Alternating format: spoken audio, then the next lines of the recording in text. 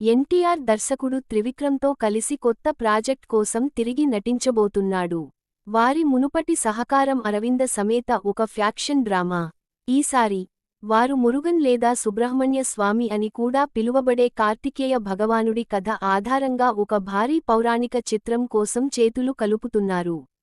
ఈ ప్రాజెక్ట్ ఇటీవలే ఖరారు చేయబడింది మరియు 2025 ద్వితీయార్థంలో సెట్స్ పైకి వెళ్లే అవకాశం ఉంది.